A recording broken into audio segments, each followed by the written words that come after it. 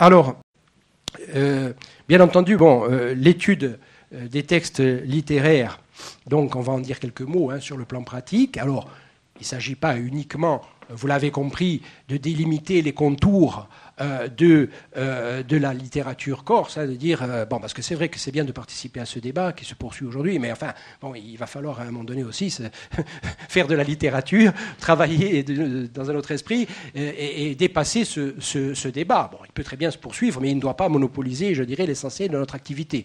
Aujourd'hui, nous travaillons dans le cadre de la commission littérature de la CTC, enfin de l'académie créée par la CTC. Bien, on a commencé à avoir ce débat, mais on va vite en sortir, parce qu'on a aussi autre chose à faire, notamment promouvoir la littérature corse, de langue française, ou pourquoi pas de langue italienne, puisqu'il y a des textes qui circulent encore, heureusement, aujourd'hui. Voilà. Donc alors, s'agissant de la méthode que moi j'ai utilisée pour arriver à ces conclusions, donc il s'agit d'étudier des textes et donc de faire une étude approfondie de ces textes. Alors, il y a la phase de recueil des données, lorsqu'on étudie un texte, et ensuite il y a la phase d'analyse des données. Alors, s'agissant de la phase de recueil des données, j'ai utilisé donc l'approche sociocritique de Claude Duchet, ce qui désigne la lecture de l'historique, du social, de l'idéologique, du culturel dans le texte. N'a pas ici, ce n'est pas le lieu pour rentrer dans les détails, mais enfin, cette approche sociocritique est un instrument particulièrement utile pour étudier les textes de ce point de vue.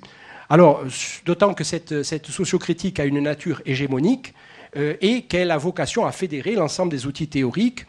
Pour ceux qui ont fait de la littérature, les outils critiques, c'est-à-dire la thématologie, l'étude des thèmes, des mythes littéraires, des motifs, etc. L'intertextualité, le structuralisme littéraire également, la critique génétique, c'est-à-dire l'étude des brouillons.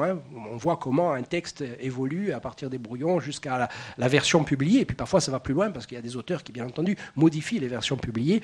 Donc vous voyez, vous avez ces outils théoriques qui sont fédérés par cette approche sociocritique.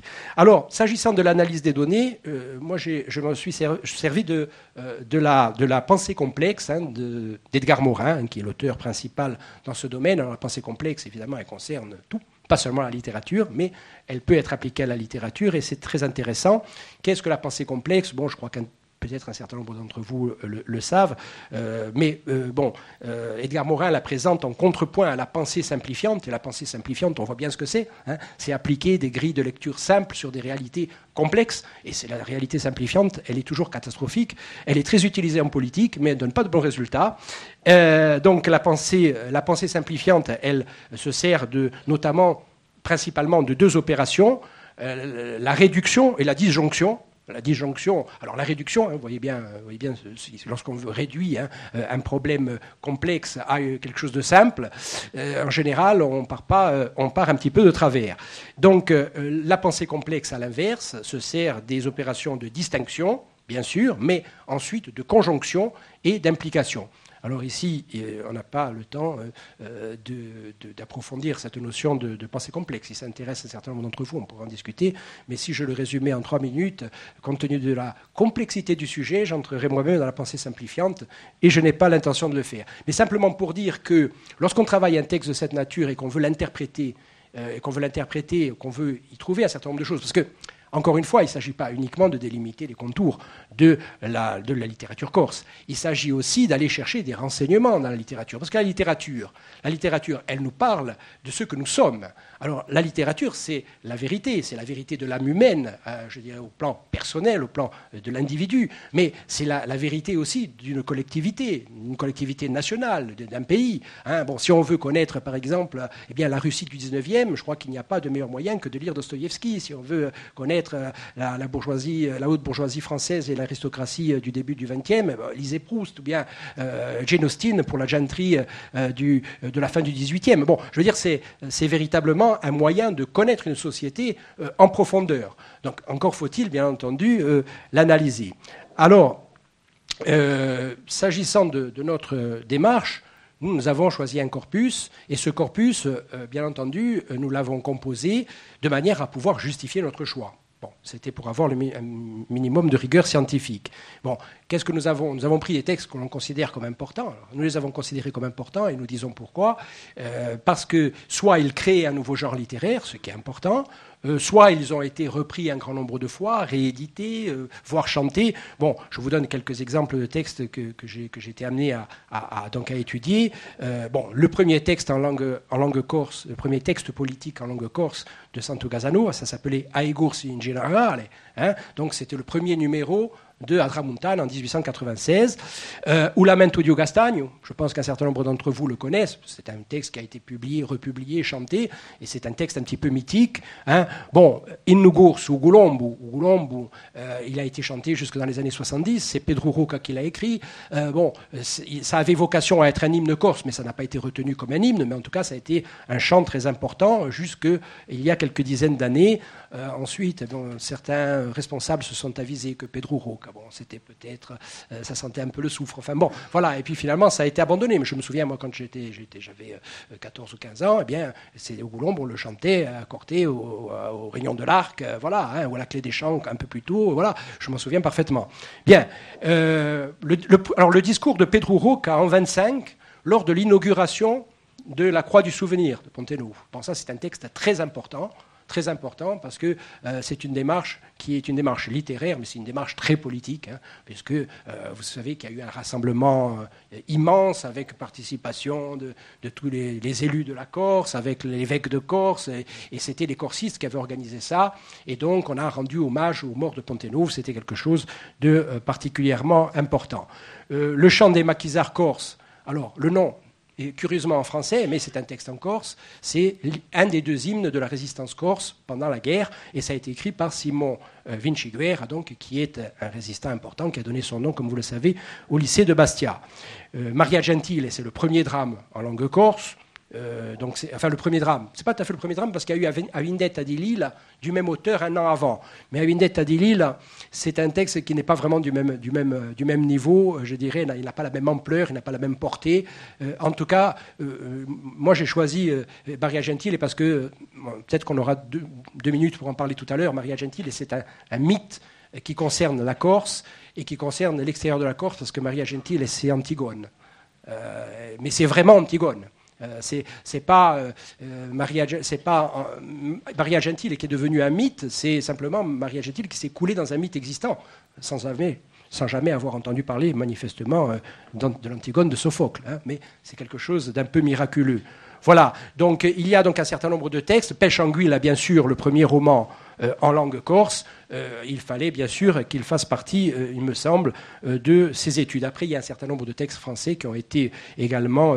Alors, qu'est-ce qu'on retire qu'est-ce qu'on peut tirer comme conclusion ? Enfin, conclusion, non, parce qu'il serait impossible de conclure, mais comme élément de ces travaux, donc recueil des données, analyse des données. Alors, évidemment, on retrouve des thématiques, on retrouve des mythes, on retrouve des motifs. Uvugone ou Gulombo, ça, ce sont des motifs que l'on retrouve partout, en langue corse, en langue française, en langue italienne. Bon, Uvugone, Arroca, hein, la quenouille. Bon, alors ça, Uvugone et Arroca, ça. Généralement, ça symbolise la Corse traditionnelle qui est en train de s'en aller. Hein, donc, hein, c'est le regret, c'est l'idéradura di l'abandon, la littérature de l'abandon, hein, donc, qui est très, très, très importante dans la première moitié du XXe siècle et puis qui se poursuit encore ensuite. Donc, qu'est-ce qu'on trouve dans ces textes ? On trouve la notion de justice, évidemment. Bon, la justice. Les institutions judiciaires, ce qui est quelque chose de tout à fait différent. Hein. On trouve la figure du bandit. Alors, le bandit, figure ambivalente, bien entendu. Le bandit d'honneur, bon, qui n'était pas toujours un bandit d'honneur, qui était très rarement un bandit d'honneur même, hein, lorsqu'on le voit. Le hors-la-loi, le bandit, ce sont des notions qui méritent d'être précisées. Le maquis, alors, surtout depuis l'influence de la littérature romantique française, hein, on pense à Mérimée en particulier, mais il n'y avait pas que lui, mais enfin, Colomba, ça a été extrêmement puissant. Parce que avant la littérature romantique française, on ne parle pas tellement de maquis, on parle pour dire ça, on dit à la campagne, à la campagne. D'ailleurs, c'est ce qu'on trouve dans tous les textes de l'époque, y compris d'ailleurs dans la Nana, Falanina, Falanana ou Doa Boudia Campagne. Bon, en réalité, je crois que à partir du moment où le mot maquis a été popularisé par le romantisme français, s'agissant de la Corse, eh bien le mot maquis a supplanté le mot campagne, qui aujourd'hui n'est plus du tout utilisé. Mais lorsqu'on regarde, par exemple, les procès-verbaux des procès du 19e, des procès-verbaux mot à mot, hein, donc des procès d'assises, eh bien les gens ne disent pas « j'ai pris le maquis », ils disent « j'étais à la campagne hein, ». Donc c'est traduit même, c'était à la campagne. Hein, bon, c'était la façon dont on traduisait cette réalité. Bon, on trouve aussi le mépris de l'argent. À cet égard, notre imaginaire national a beaucoup changé, mais on trouve le mépris de l'argent, et c'est d'ailleurs au XVIIIe un des sujets, un des angles d'attaque favoris des nationaux corses contre les Génois, parce qu'ils accusent les Génois d'être des gens d'argent. Ils disent cela ne valent rien parce qu'ils ne pensent qu'à l'argent. Et les Génois, eux, attaquent les Corses en disant, dans les écrits bien sûr, hein, dans les écrits de littérature politique, ils disent mais les Corses sont des pauvres, c'est le mépris pour le pauvre. Alors on voit bien que là il y a vraiment deux systèmes de valeurs qui sont inconciliables, le mépris pour le pauvre d'un côté, le mépris pour l'homme d'argent de l'autre. Bon, aujourd'hui les hommes d'argent ne sont pas tellement méprisés si j'en juge les évolutions de notre société. Mais c'est en tout cas ce que nous disent les textes littéraires qui sont les nôtres. Hein. Alors bien sûr on trouve le regard sur soi-même. Hein, bien, on est toujours propagandiste de soi-même hein, quand on écrit la valeur guerrière des Corses. Alors, elle est exaltée, la valeur guerrière des Corses, évidemment. Hein, la magnanimité des Corses, le sens de l'honneur. Bon, évidemment, hein, on n'est jamais si bien servi que par soi-même. Bon, le regard sur les autres également. Hein, le regard, bien sûr, sur le Génois. Alors, le Génois, un regard tout à fait négatif. Sur les Français, ça dépend des périodes, bien entendu. Hein. Bon, au XVIIIe, ils sont encensés, hein, par Salvigne en particulier, parce qu'on s'adresse au roi de France. On lui dit, bon, laissez-nous faire notre révolution tranquille, ne vous en mêlez pas. Hein. Donc, on dit, vous qui êtes un grand roi, surtout, ça ne nous viendrait pas à l'idée de nous en prendre à vous si nous étions sous votre autorité. Mais là, vous comprenez, les Génois sont des gens épouvantables, ce sont des tyrans. Bon, voilà. Donc, vous avez également, donc, dans ces textes littéraires, l'intérêt pour le savoir et pour la connaissance. Et ça revient de manière récurrente. En même temps que vous avez le mépris pour l'argent, vous avez le savoir, le livre, la connaissance qui est valorisée. Et ça, vous l'avez depuis la justification jusqu'à... Bon, vous avez la haine de la délation. Bon, ça ne vous surprendra pas, on nous le reproche suffisamment. Donc, vous avez donc... alors, bien sûr, je ne vais pas citer tout ce qu'on trouve là-dedans, parce que... Alors, moi, je suis parti donc d'un texte de base. J'ai pris la justification de Salvini, hein, la justification de la Révolution des Corsica, hein, qui est un texte vraiment merveilleux et qui est une véritable bible de l'imaginaire national corse. Je suis parti de là, et ensuite j'ai suivi à la trace, donc dans les textes postérieurs, pendant notamment les textes en Corse de la première moitié du XXe, mais j'ai fait quelques incursions jusqu'à nos jours. Donc j'ai suivi à la trace les différents thèmes, les différents motifs, les différents topoi. Donc, je les ai suivis à la trace pour voir s'il y avait cette permanence extratemporelle hein, donc de ces éléments de notre imaginaire national corse. Et effectivement, on voit, par-delà le changement de langue, l'italien, le français, le corse, on voit, par-delà les siècles que l'on traverse, on voit quand même une grande stabilité de notre imaginaire national. Alors, je prendrai deux ou trois exemples. Alors, s'agissant des armes et de la valeur guerrière des Corses. Ça, c'est intéressant parce que, finalement, qu'est-ce qu'on va chercher dans ces vieux textes et dans ces textes plus récents? On va chercher les mécanismes à l'œuvre au sein de la société corse. Les mécanismes à l'œuvre il y a 100 ans et puis aujourd'hui. Parce que c'est intéressant, y compris dans une perspective d'action politique. Hein, bon, d'ailleurs, c'était l'objectif de ma thèse. C'est important de connaître dans le détail les mécanismes qui sont à l'œuvre dans une société si on veut pouvoir, à un moment donné, intervenir au plan et de façon à corriger certaines choses. Bon, voilà. Et ça, je veux dire que l'ensemble des politiques devraient être davantage attentifs à la littérature. On dit tout le reste est littérature, mais la littérature, c'est très important parce que c'est là qu'on trouve véritablement la vérité des peuples. Alors, la justice, les institutions judiciaires, la vendetta, par exemple, ce sont des choses qui sont toujours importantes. Les armes et la valeur guerrière également. Alors, bon, quelques mots sur la justice et l'institution judiciaire et la vendetta. Bon, alors, la pensée complexe, pensée simplifiante. La pensée simplifiante, c'est de dire, il suffit de lire n'importe quel journal parisien, vous l'avez, la pensée simplifiante, la doxa. Les Corses, de toute façon, ils ne font pas confiance aux tribunaux, ils se vengent, bon, ils s'étripent, voilà, bon, c'est comme ça, ils sont comme ça, c'est les Corses, bon, voilà. Et il y a même beaucoup de Corses qui le pensent aussi, hein, bon, parce qu'ensuite, on intègre ce genre de choses. Bon, la réalité telle que nous la livre la littérature, c'est pas celle-là. C'est pas celle-là, surtout sous le regard de la pensée complexe. Parce qu'on se rend compte, en lisant les textes sur le sujet, hein, et tous les textes, finalement, d'un peu d'importance, traitent de ce sujet. On s'aperçoit que chaque fois que quelqu'un se venge, alors on voit tous les laments de bandits, hein, d'honneur qui sont au maquis et qui disent, voilà, maintenant je suis comme ça, je suis obligé de vivre dans des grottes, mais en fait, c'est parce qu'on ne m'a pas rendu justice. Et c'est systématique. Alors, pas seulement dans les laments, mais dans les romans également, mais dans les laments en particulier. Bon, je pense par exemple au fameux lamento di Giancamillo Nicolai, qui lui était un vrai bandit d'honneur. Ce n'était pas le cas de tous, mais lui était un vrai bandit d'honneur. Mais il dit, la personne qui a écrit, c'est pas lui qui a écrit, hein, bon, la personne qui a écrit le lamento dit, ben oui, il perfido giorato, parce que c'est en corse et puis c'est en italien, c'est une espèce de mésolecte, il perfide giorato, alors le perfide jury qui ne lui a pas rendu justice et qui n'a pas rendu justice à la mémoire de son frère, et donc il a été obligé de le venger parce qu'il y a eu une carence de la cour d'assises. Hein, et on retrouve ça systématiquement. Bon, on le retrouve d'ailleurs aussi, on trouve des traces dans les documents historiques, hein, où Banquero, par exemple, dit que les Corses, d'abord, s'adressent aux tribunaux. Et puis ensuite, si les tribunaux... Donc, et ça, c'est pas connu. On a l'impression que finalement, la vengeance de ne pas s'adresser aux tribunaux, que c'est un marqueur de corsité. C'est pas ce que nous dit la littérature. La littérature corse ne dit pas ça. Elle nous dit que c'est un choix par défaut. Elle nous dit que c'est un pis-aller. C'est quand même... important quand même de le dire, parce que est-ce que la société corse peut être vraiment comparée à la société albanaise? Ça a été fait un très grand nombre de fois, c'est pour ça que je vous en parle. C'est comme ça. Même Fernand Braudel, qui est un éminent, dit la vendetta, c'est les pays de montagne. Donc la Kabylie, l'Albanie et la Corse, parce que la justice féodale n'a pas pénétré ces pays de montagne. Bon, sans doute, il y a de ça. Mais sauf que l'Albanie et la Corse, quoi qu'on a pu en dire, bien après Braudel, c'est pas du tout la même chose. C'est pas la même chose, parce que lorsqu'on lit la littérature albanaise, par exemple, Kadare, qui est plus connu, Kadare dans Avril brisé, qui est aussi un ouvrage très connu, et qu'est-ce qu'il nous dit, Kadare? Il nous dit que les familles en inimitié, en Albanie, elles ont une espèce d'aura.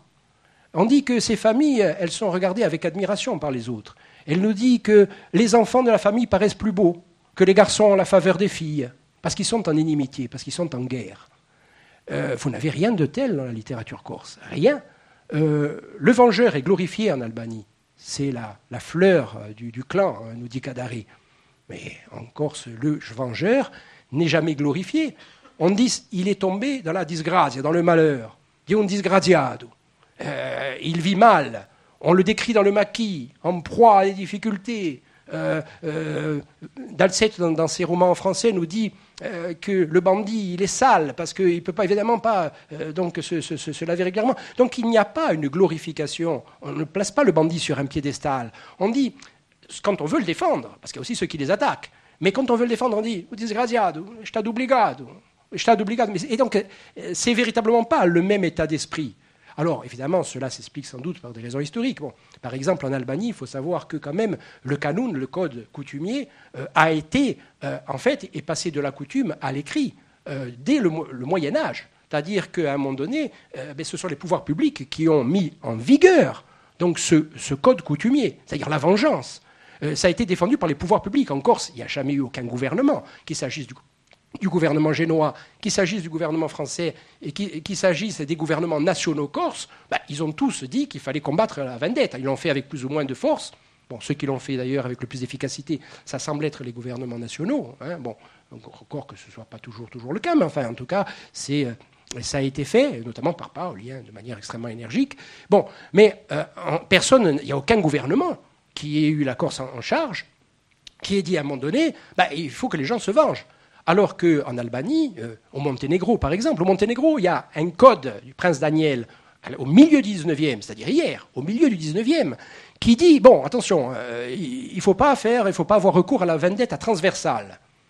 Ça veut dire que vous pouvez tuer la personne, bon, mais il ne faut pas tuer son cousin germain. Bon, vous voyez, au milieu du 19e, c'est quand même les pouvoirs publics qui disaient ça.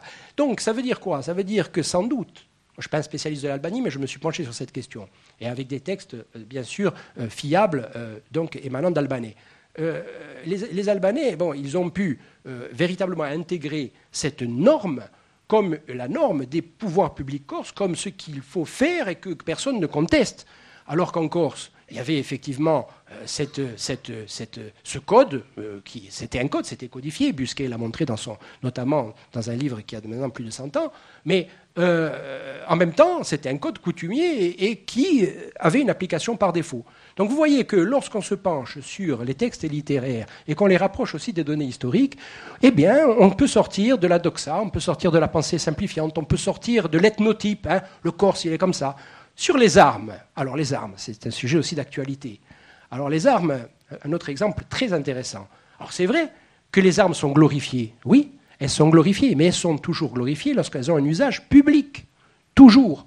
Dans la justification, moi qui a servi de base à mes travaux, je suis parti de la justification. Dans la justification de Salvini, on fait bien la différence entre les armes à usage public, c'est-à-dire on fait la guerre pour la Corse, bon, à l'époque c'est la Corse bien sûr, qui est en guerre contre Gênes, et là on glorifie, alors il y a même des tirades qui sont tout à fait des tirades lyriques hein, sur les armes qui sont recélées par les entrailles de la terre et qu'on va chercher dans les... Bon, c'est quelque chose de très beau d'ailleurs, c'est très, très bien écrit. Mais en revanche, le même Salvini, dans le même ouvrage, nous dit que les Corses ont quand même un goût pour les armes qui n'est pas très positif. Et il le dit. Alors ça veut dire quoi? Ça veut dire que les armes, c'est bien pour un usage public, pour défendre. Alors, et ça, c'est ce que nous dit toute la littérature qui a suivi aussi, en langue française, en langue italienne, en langue corse. Elle nous dit ça, la littérature. Elle nous dit que les armes, c'est bien pour défendre le pays. Alors le pays, c'est la Corse ou c'est la France. Hein. Bon, il y a des textes en langue corse pour exalter les combattants de 14, etc.